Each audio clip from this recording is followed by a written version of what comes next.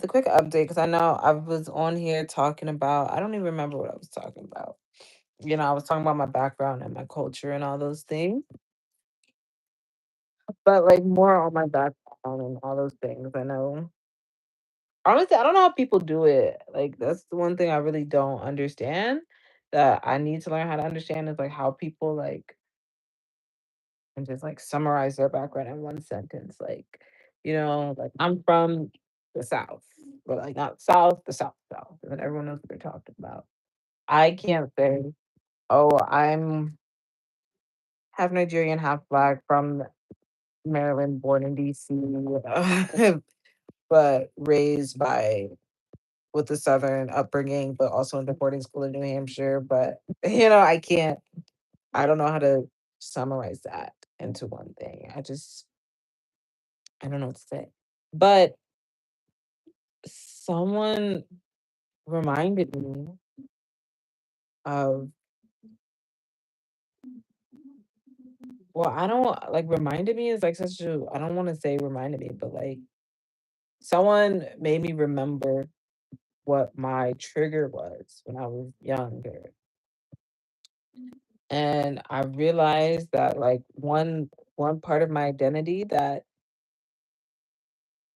one part of my background that is an identifier that anyone who shares a similar identity can relate to is this whole idea that if you come from a certain status, that you are a beacon of hope for people people who haven't had that experience before.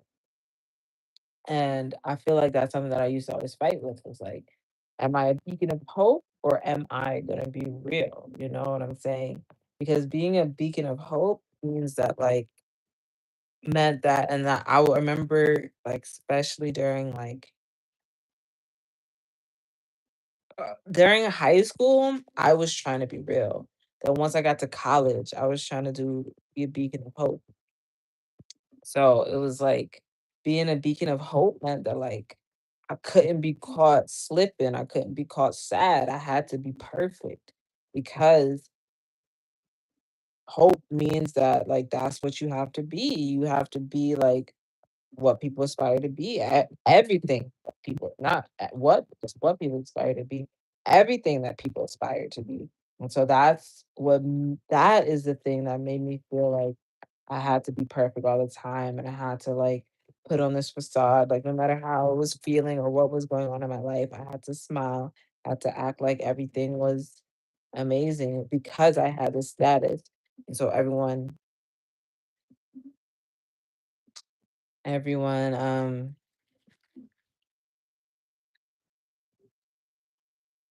would say that. Um Yeah, I have. I really have, but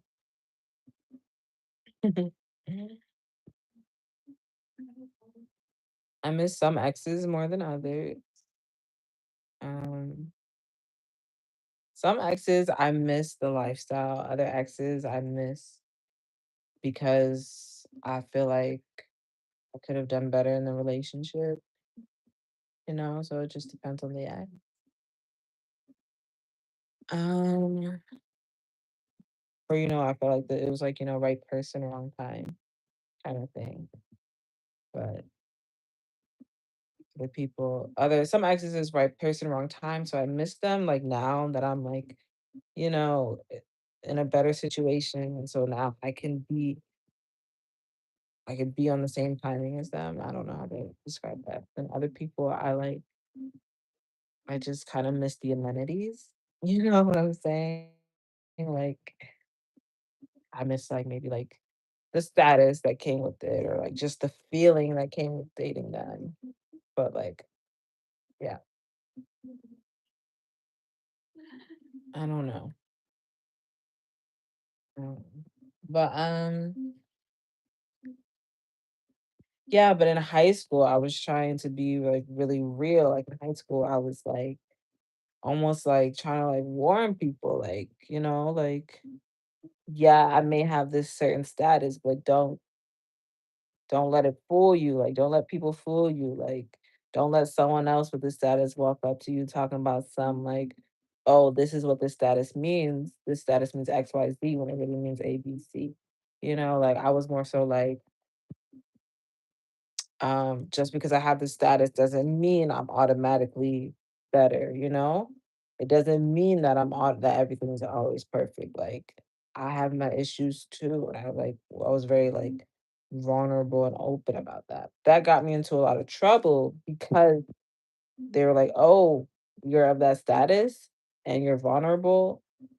And then people are like, "Okay, now I can get that status and not be vulnerable." Like I realized that people just didn't listen, like, they assumed that it was me and my personal issues that made me vulnerable and not, like, the vulnerabilities that come with status, like, I don't think that's something that's, like, discussed or, like, should be discussed, like, the vulnerabilities that come with status, it's like, um,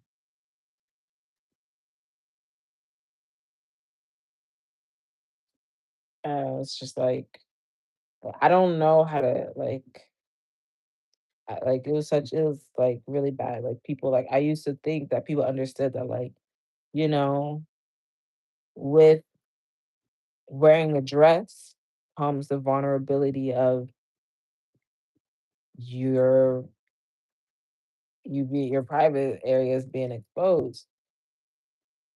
But when people would hear that and be like, "Oh, no, that just means that you're not sitting down correctly or blah, blah, blah, blah." But I realized that like that was me trying to speak on life, and I need to be speaking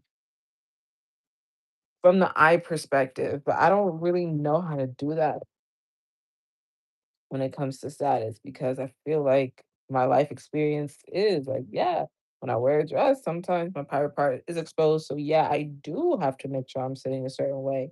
But just because I'm sitting a certain way doesn't change the fact that I'm still vulnerable to my private parts, more vulnerable to my private parts being exposed because of the fact that I'm wearing a dress, you know? So yeah, but then I realized when my status is bigger than me, and I'm talking about status, I can't speak from the I perspective. I have to I don't know what I should do. I don't know. Yeah, that's what that's why I started when I went to college and I realized like other people like me, they they were the beacon of hope. Um, what do you like you took an L for light skinned dudes? Uh, I feel like he he hasn't taken his L yet still. I feel like as light-skinned dudes always take the L eventually, because that's why people fight on light skin. So I feel like he hasn't taken his L yet, but you know, but I feel like I don't even know how else to say it, but it's just like I feel like Clay is like, yeah, in a way I feel like Clay is taking one for the team, but I don't think he's turning it into an L. I don't think that's what's happening. But yeah, I don't know. Like if you're asking me, did he fumble Meg? Um, yeah, I guess. I guess so. I guess he did.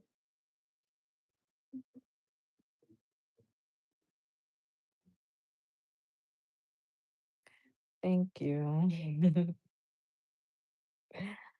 um, honestly, I don't know. I really don't know. But if you find him,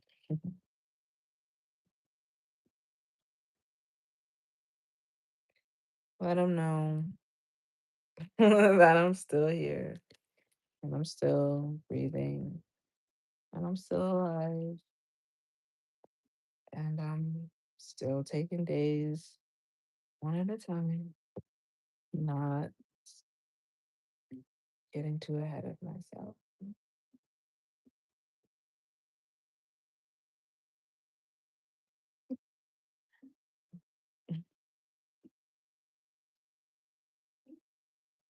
Thank you. Um, that note, I'm going to hop off this live because I I do still I do still care, but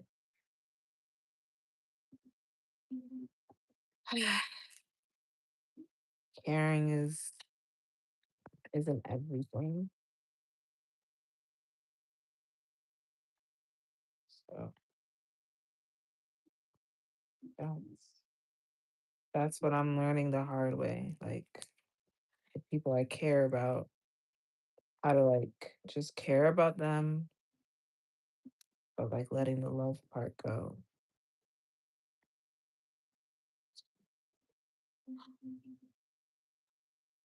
Yeah,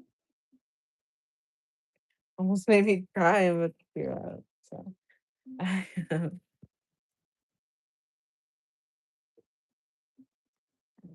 gonna go back to.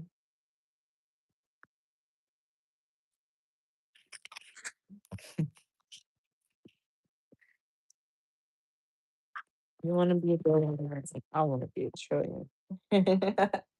You ever heard that joke before? That's an old school joke. That's a joke that my grandfather would tell me. Um, actually, well, I say my grandfather, but like really my mom would say it to me. But then I know it's coming from her dad. But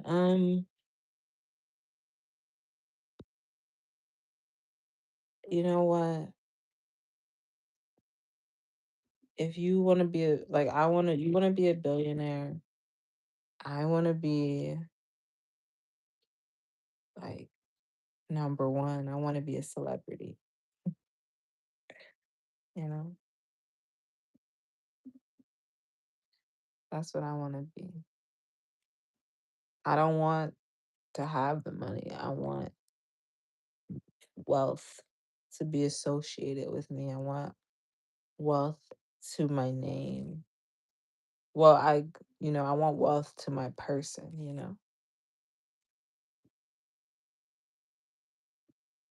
Mhm.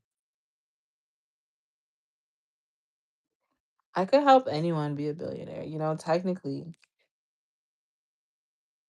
I've seen someone become a billionaire before if you count foreign currency. So I could tell you what I've seen before, but I don't know how to become. I've never seen an American billionaire become an American billionaire though, in American dollars. So yeah, a millionaire. Yeah. So I guess just double it. Double the millionaire attitude. um, I get that a lot. A lot of people used to tell me that my voice is really relaxing.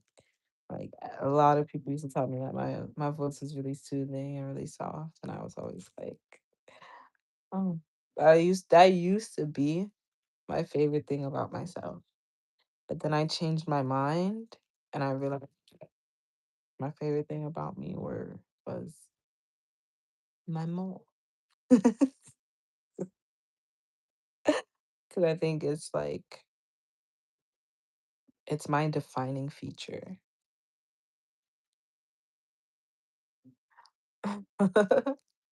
No, that's my favorite compliment though. When people tell me my voice is relaxing. I don't like when people compliment my mole. 'cause I feel like that's like I don't know, I feel like that's weird. But when like that's my favorite compliment to receive. That's what I meant to say. I got distracted. But like, I feel like when people say their favorite feature is like it's different from like the part of them that they like the best. It's like their favorite feature is like it's usually like tied to some of their like self beliefs and like all those things. Not that, but like that's one of my that's one of my favorite. That's one of the best compliments I've ever received. And I don't hear that often, so thanks. Don't say never mind, please. I'm not good at taking accepting compliments. like, oh gosh, everything goes haywire. So,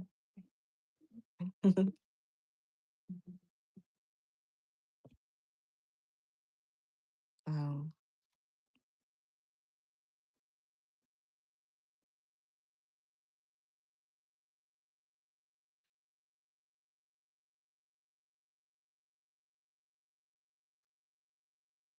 thanks.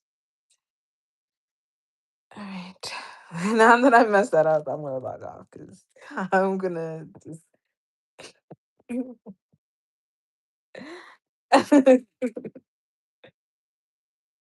My perfect day. My perfect day is definitely going to involve some sort of some sort of excitement. Like I like to do things that require passion, you know? So my perfect day would be like doing an activity that like I get swept away in. And I know. The first thing that comes to your mind is probably like, you know, I see X or something like that. So like yeah, like that's why my perfect day could be like just like laying in bed all day doing that all day every day. No worries, not a problem in the world, maybe a few drinks in there. Or my perfect day would be like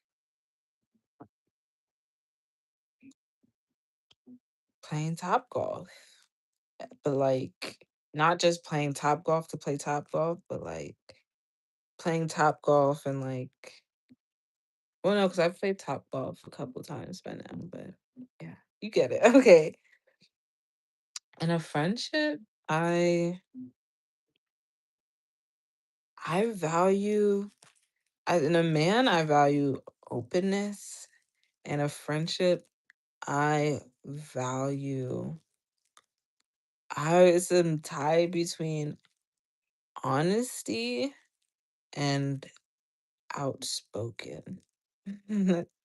It's like I like friends who keep me in check. Like they remind me of who I am, if that makes sense. Like they don't let me get out of line or like get out of pocket. I don't want to get out of pocket. I don't like getting out of pocket. Like I don't feel like that's becoming of myself. So, um, yeah. I love Top Golf though. I love Top Golf because the first time I played Top Golf was actually one of the perfect days for me. I was playing Top Golf in California. Top Golf in California is different. Okay, like I can't explain. Like that was a perfect day because again, it was like passionate. It was like I was like 15 or something in camp. Everybody, it was a Saturday. The Top Golf. I think we were in like what's that area just outside of LA? I keep forgetting what it's called. There's a name for it. It's not Pasadena. It's like a name in LA that everyone knows. I mean, in California that everyone knows is just outside of LA, but people don't realize that they know because it's like, anyway, I was in that area but we had to go like because Top Golf is like kind of like outside of the city because it's in the field. So we had to drive a long way. So it was like, you know, I feel like I know this is weird, but I feel like road trips are very passionate things in and of themselves, because the driver has to be passionate about the road and like if you're passionate about, the earth and the world, and life, then, sightseeing is like good. So then like woke up early-ish though, but not too early. Everyone was in a good mood. I was chatting with everybody. We got our breakfast, like, you know, got in the car, again, talking passionately to each other, excited for Top Golf. Get to the Top Golf, it's a brand new experience. You feel like the California breeze. You see like the openness of California. I just felt like I felt like a California girl for like a hot moment. But yeah. What, if anything, is too serious to be joked about?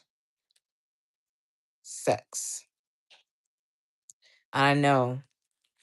I know that's like everyone's like, "What, not death?" No. I would say sex because that includes people's mothers, because you can't talk about someone's mom without talking about sex, okay? You really can't. So I'm just gonna settle for sex, cause like, if it's someone's mom, you're kinda talking about sex because that's what they had to do to become a mom. So, and motherhood is nothing to joke around about, but you can joke around about like, you know, yeah, you can joke around being about motherhood, but it's still nothing to play around about, and that's why I feel like sex is a thing that is too serious to be joked about. It's not funny. It's not a laughing matter. I feel like when people laugh, no, even if people are trying to joke about it, they're laughing about it. I feel like it's because somewhere deep down inside they're nervous or insecure. So, but I feel like people find that hard to believe when it comes to me, but like, I don't know, it depends on how long people have known me. People who know me for a long time know that like if once I get to laughing, I'm nervous. People like they realize that. So, um, yeah.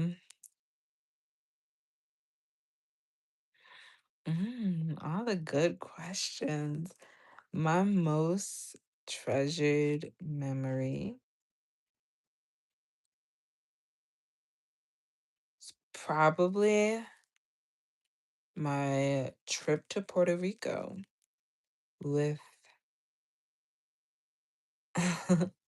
with my mom and my sister. It was the one and only girls trip that we took together. I almost started crying. That we took together. I remember my mom, she was like always talking about how she's gonna take us on another girls trip one day. But yeah, it was like our girls trip to Puerto Rico. And it was like, I don't know, it was like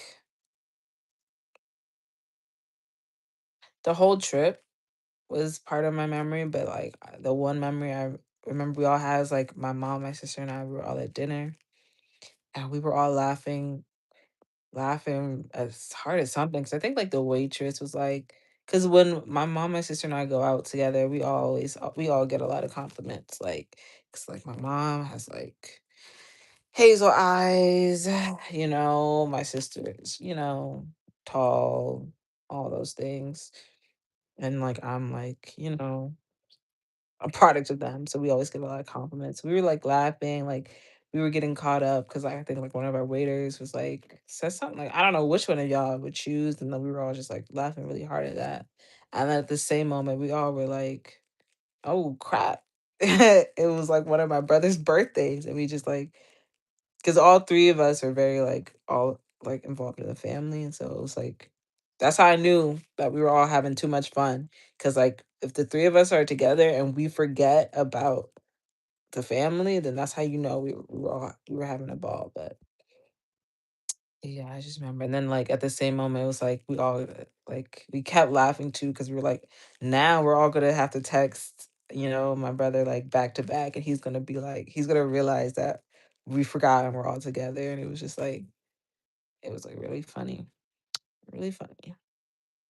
It's the only girls trip, the only true girls trip I've ever been on, because going on a girls trip requires a certain level of maturity, not maturity, but I should say focus and emotional that like but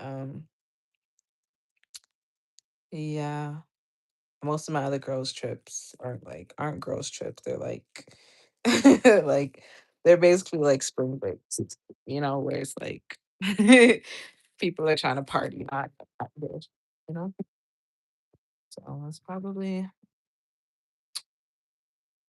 my favorite memory, like nothing, even even the bad things that happened to us, we all agreed, even the bad things that happened to us in Puerto Rico weren't so bad, you know, because it was like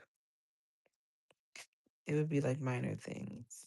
you know, like even if like our Uber driver drove us in the wrong direction and we almost got lost, it was like still nice scenery. Everyone in Puerto Rico was like super nice, actually.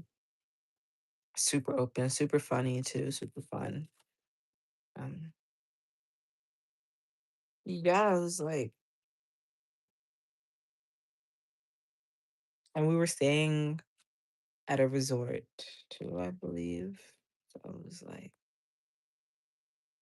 yeah, like, so we had like a lot of activities to go, but like, yeah, I went like, I don't know what it's called. It's like called like water surfing or something, where like the jets, like you're like on like it's like you're on like a hoverboard, but instead of like hovering above land, you're like hovering above water with like the water is like propelling and like jetting up. And even that's like strenuous, intense, rough exercise. But it was like really fun just as like our guide and my sister, like they were both laughing at me when I was like, messing up. And like, my sister was like doing her like cheerleading stuff. And I was just like, I don't think anything really negatively impacted us in Puerto Rico. But yeah, thank you for wanting to get to know me, Mr. Fanboy. I am I'm trying to get to know myself better too, surprisingly. Because I was neglecting myself for a long time. Kind of forgot who I was. Hence how this started. I really did completely forgot who I was. So we're getting to know me together. Mm, yeah. She almost made me tear up. That's what I'm saying. It's like, well,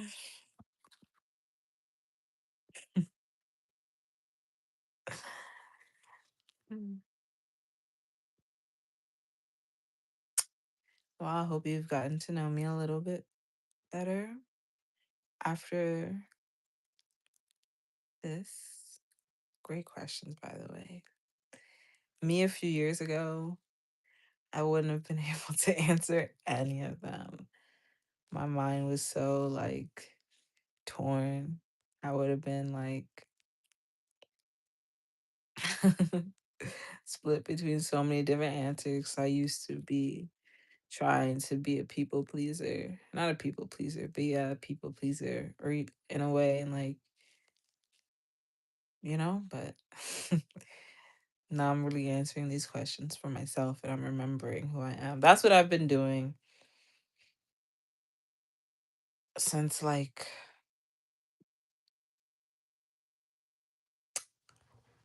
I got dumped just before Valentine's Day for like the fourth or fifth time. I realized that I'm my own Valentine. Mm. I used to be really, really affectionate. I used to be like, actually, no, I used to be like really like against affection because I'm clingy and like, I just don't want to, I don't like to open that can of worms because I don't know how to handle affection, I think. But I think that is because affection matters a lot to me. Like it matters so much to me. It doesn't matter the most, but it matters a lot to me because I like it made me nervous. So it's like I didn't I didn't know how to handle such an important thing, you know? So I was like, I don't know, like I always wanted to make sure that I was affectionate in the perfect way, if that made sense. But affection, I'm learning that affection can be shown in different ways. Like there are the different love languages and everything. So like accepting affection is something that I struggle with. Showing affection is something that I struggle with.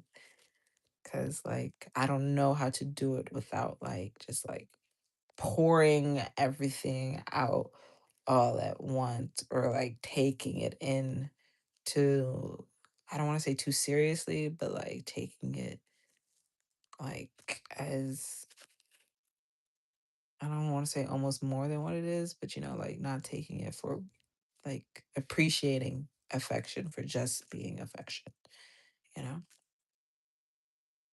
So, yeah.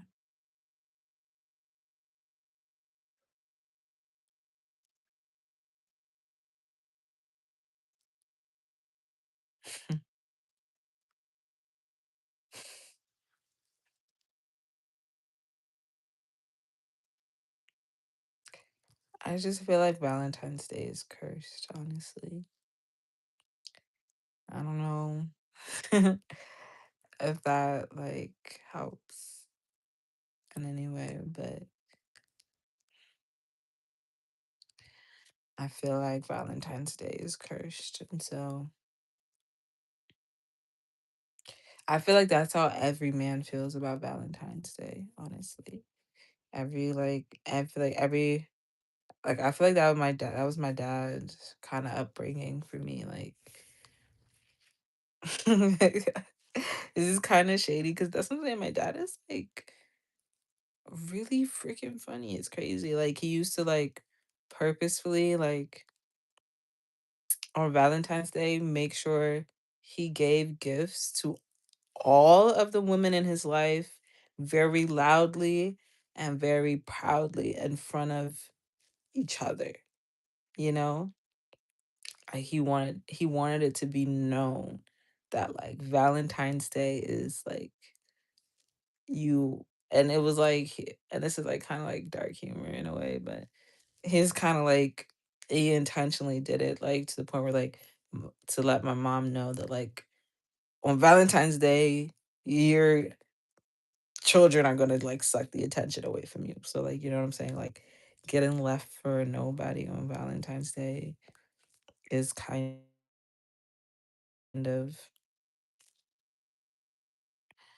kind of like, a lesson that my dad's been trying to teach me for time.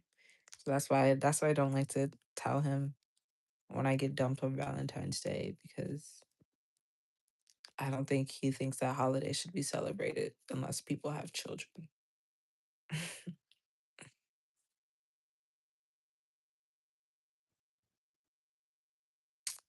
I used to hate dark chocolate growing up. I used to think it was really bitter. And the only chocolate I used to like was Reese's Pieces. I used to hate Hershey's bars. I used to hate Snickers. And I don't think I realized that I didn't really like chocolate because I used to love chocolate chip cookies. But um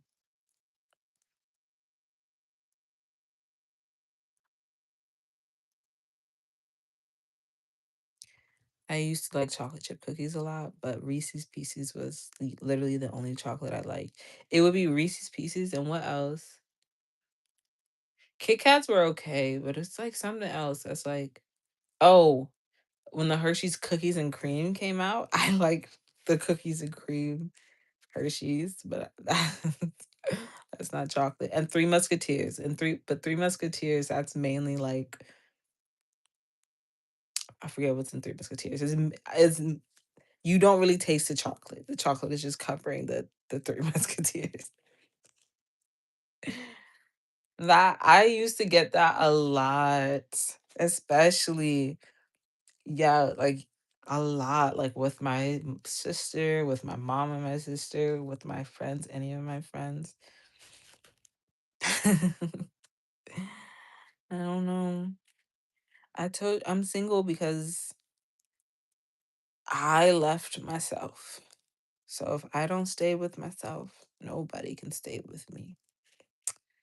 That's some things show that all of the guardians in my life would say.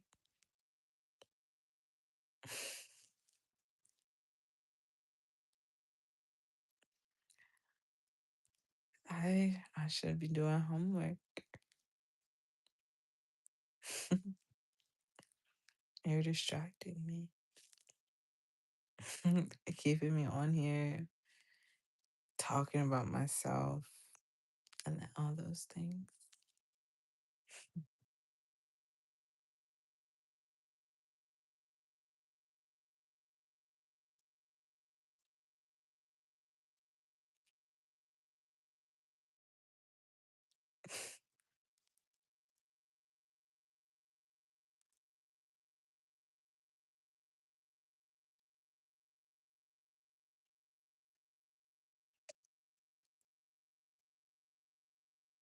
You know what's really funny? I think I'm gonna tell this one more story that no one knows. My best friend, my college best friend, we were never roommates though. I think that's important to note. I mean, we did go on vacation together, but we were never roommates. Um, she used to do this thing whenever she was flirting. She would always like kind of like laugh and make fun of herself because she'd be like, I just resort to sending a bunch of emojis because I never know what to say. When she was texting any of us, the friends, like she would be like serious, eloquent, well spoken, saying exactly what she meant to say, exactly how she said it. But when she would be like texting, like any guy that we liked, we would call dude. You know what I'm saying? If we called you dude, that meant we liked you. So if she would say, I'm texting dude, and she'd be like, so you know the emoji's gonna come out. And I just find it funny, like, because that reminds me of like social media, how like I can see like the likes and like, like literally like the way my best friend would like flirt is like how I see like that's what I think about every time I get like the likes on the stories. Um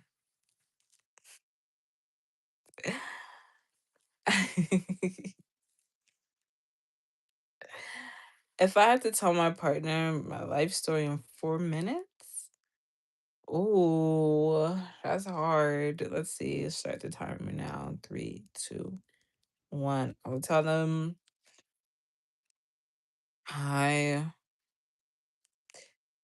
was born to an immigrant dad and a mom from the South who fought to raise me and pay my medical bills because I had 3 surgeries before I was 9, but I was still a really like innocent, kind of optimistic kid who I never wanted to complain.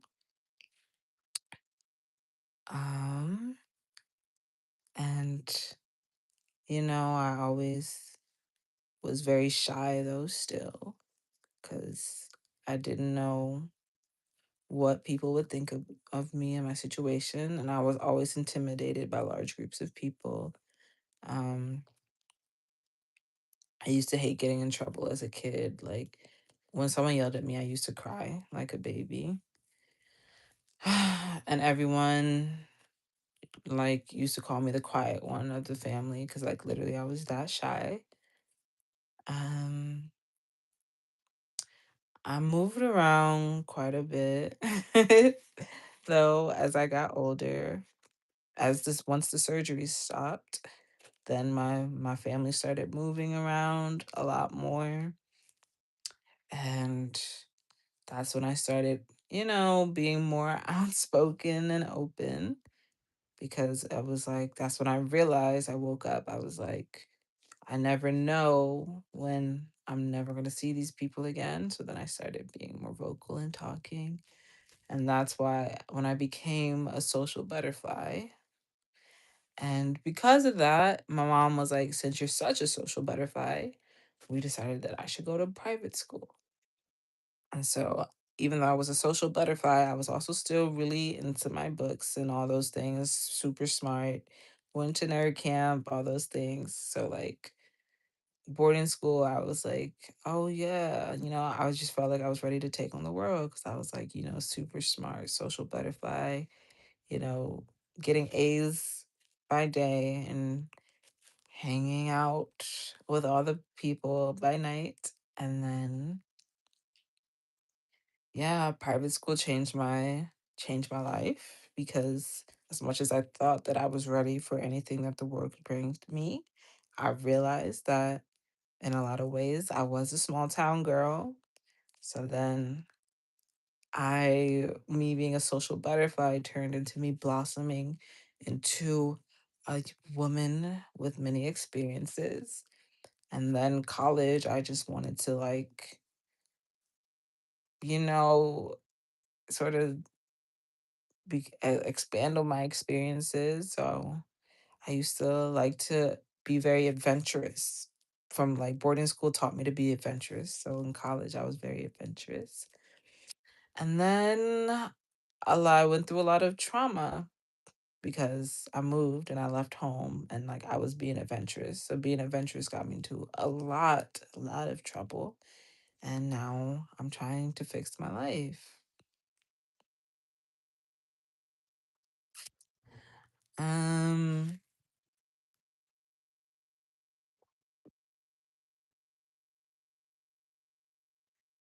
well,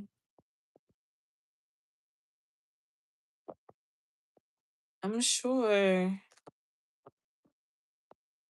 Well, I'm not sure, but I don't, I feel like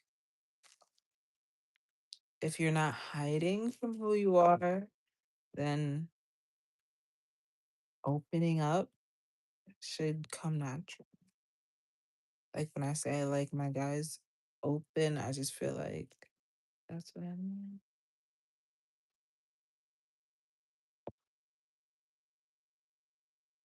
Mm. Thank you. Thanks. This used to be the guest room when I was a kid, but now it's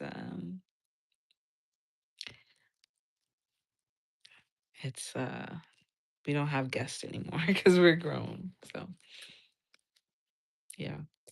Now it's like I'm pretty sure it's not even like the same guest bed that used to be in here. And now it's a twin bed. I was the same. I used to talking about myself. I used to hate it. Like that's what I'm saying. I used to I wasn't able to answer these questions. Like people used to ask me what my favorite color was, and I would just get so confused. I would like all the options would overwhelm me. Like I didn't know what to tell people. But I feel like the more you talk about yourself, the easier it is. And that's really why I started social media, cuz I I needed to learn how to talk to myself because it was really bad. Like, people thought I was so emo because I didn't know how to talk about myself. Because people would be like, "What's your favorite color?" And I'd be like, "I don't know." And then they'd be like, "No, you have to have a favorite color." I'd be like, "I don't have a favorite color," you know. And then it would turn into me saying something emo.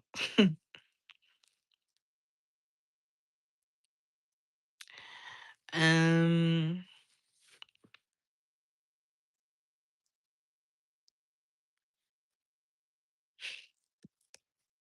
yeah, people will lie to you, but that doesn't mean that it's a waste of time just because people lie. It's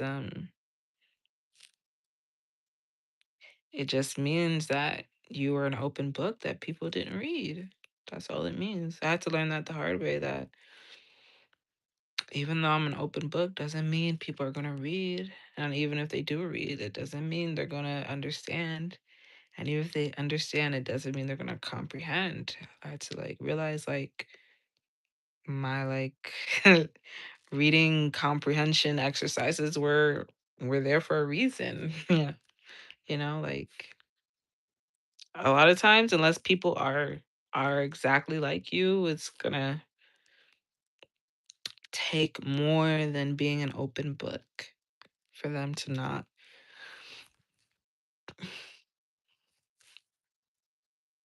want to lie. So it, I'm still learning how to not feel like my time was wasted after opening up to people. But I am,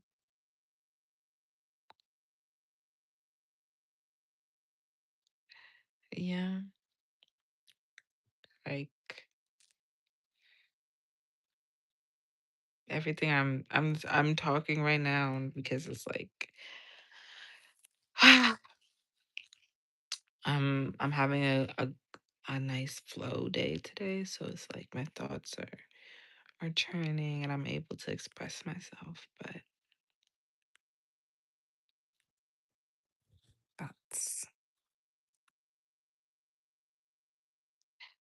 that's probably because been practicing. I've been on my social media talking and all those things. So yeah. Some people don't need social media to learn how to just talk about, the person who they've seen in the mirror all these years. Me, on the other hand,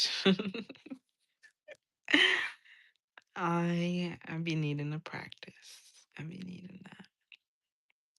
So yeah, you're gonna have me on here forever. So um, yeah, it's nice talking. Having like actual like feeling like I'm not just talking to myself. So it's like nice having someone actually respond and actually care about what I'm saying, I guess. I used to be scared of people caring about what I was saying. That's why I was so shy. But I guess it's not so bad.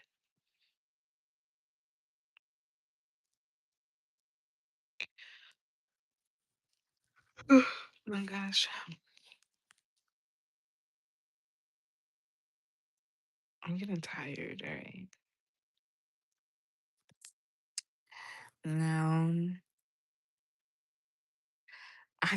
honestly, I could stay on here and talk to you forever. But on that note, the yawn, I'm gonna